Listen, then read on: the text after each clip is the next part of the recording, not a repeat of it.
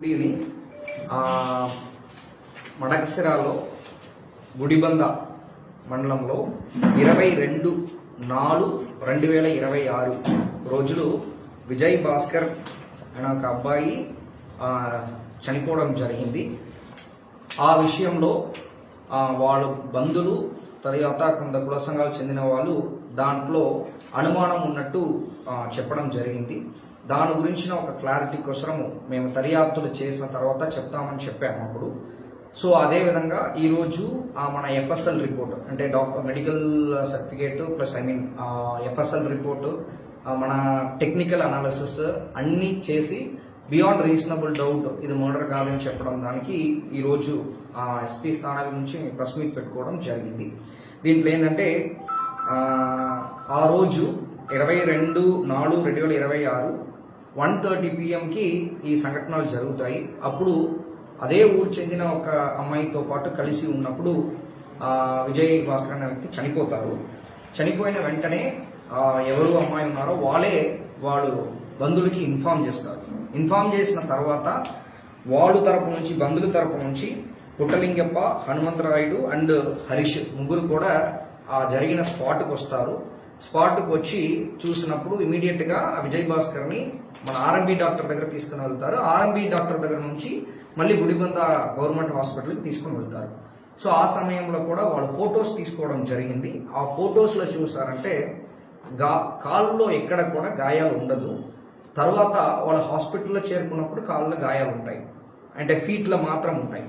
అంటే దీంట్లో కూడా బ్లీడింగ్ ఎక్కడ ఉండదు. బ్లీడింగ్ లేనప్పుడు మనకు తెలిసింది ఏంటంటే మీకు ఒక్కసారి చనిపోయిన తర్వాత బ్లీడింగ్ అనేది ఉండదు. చనిపోవడానికి ముందు ఆ గాయాలు అయినప్పుడే మనకి బ్లీడింగ్ వస్తాయి.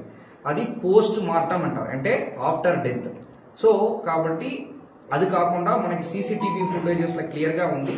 వాడు విజయ్ భాస్కర్ చనిపోయిన అబ్బాయిని వాడు బైక్లో మత్తిలో పెట్టుకుని తీసుకుని వెళ్ళారు. అప్పుడు ఈ కాళ్ళు ఏమున్నాయో అది మన ల్యాండ్లో పడుతుంది, అంటే మన భూమిలో అలాగా లాగునే వెళ్తుంది.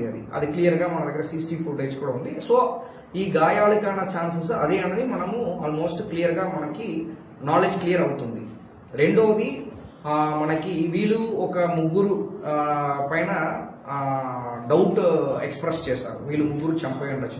ఎవరు ఆ మహిళ ఉన్నారో మహిళకి చెందిన ఇద్దరు తమ్ముడు, తర్వాత వాళ్ళు అత్త కొడుకు అయిన ముగ్గురు పైన కూడా వాడు డౌట్ ఎక్స్ప్రెస్ చేశారు.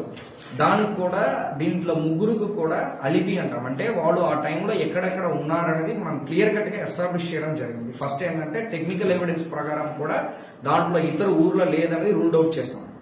ఈవెన్ ఆ మహిళ పైన కూడా డౌట్ ఎక్స్ప్రెస్ చేశారు. టోటలీ 4 పైన ఎక్స్ప్రెస్ చేశారు డౌట్. 4లో ఇద్దరు ఊర్లో ఉన్నారు, ఇద్దరు ఊర్లోనే లేదు. అంటే ఆ టవర్ అంటే ఆ టెక్నికల్ అనాలిసిస్ ప్రకారం వాళ్ళ దగ్గర కూడా లేదన్నది క్లియర్ కట్గా ఎక్స్ప్రెస్ అయింది. అంటే మనకు డౌట్ బియాండ్ డౌట్ మనకు వచ్చింది. దీంట్లో ఎవరు ఇద్దరు మహిళ ప్లస్ వాళ్ళు వన్ ఆఫ్ ద తమ్ముడు ఉన్నారో వాళ్ళు కూడా ఎక్కడ ఉన్నారు, పక్కనే ఉన్నారు. పక్కన ఉన్నది ప్రూఫ్ కూడా ఎవరు ముందు ఉన్నారు ఆ టైంలో. మనకు 120 to 140 అనేది ఇంపార్టెంట్. దాంట్లో ఇన్ పర్సన్ ఎవరు ముందు ఉన్నారో వాళ్ళని కూడా మనం విట్నెస్ స్టేట్మెంట్స్ కిందకి రికార్డ్ కూడా చేశాము. అదేవిధంగా రిమైనింగ్ ఇద్దరు కూడా ఎక్కడెక్కడ ఉన్నారనేది కూడా మన witness statements with technical proof తో పాటు ఎస్టాబ్లిష్ చేశాము. సో ఎవరెవరి పైన వాళ్ళు అనుమానం, ఈవెన్ మనం 194 BNSS మనము డౌట్ఫుల్ డెత్ పైన కట్టినప్పుడు కూడా ఎవరు పేరు చెప్పారో వాళ్ళని ఇంక్లూడ్ చేసే కేసు కట్టాము. దాని ప్రకారం వాళ్ళు ప్రతి ఒక్కరు రూల్డ్ అవుట్ చేసుకునే వచ్చాము. సో ఆ పరంగా కూడా అది క్లియర్ అయిపోయింది. తర్వాత మనకి మెయిన్ ఏంటంటే మనం టీమ్ ఆఫ్ డాక్టర్స్, అంటే ఒక డాక్టర్ కాకుండా మన టీమ్ ఆఫ్ డాక్టర్స్తో పాటు పోస్ట్ మార్టం చేయించాము. దాన్ని వీడియోగ్రఫీ కూడా చేసుకున్నాము.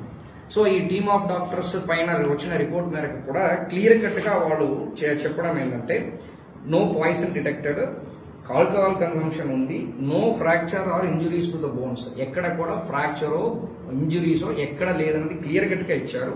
తర్వాత దీనివల్ల మనకు తెలిసింది ఏంటంటే అబ్బాయిని ఫోర్స్ఫుల్గా గొంతు నొక్కడమో లేకపోతే కొట్టు వేడి చంపడమో లేదన్నది క్లియర్ కట్గా మనకి ఎఫ్ఎస్ఎల్ రిపోర్ట్లో వచ్చింది. చేసినది కూడా టీమ్ ఆఫ్ డాక్టర్స్.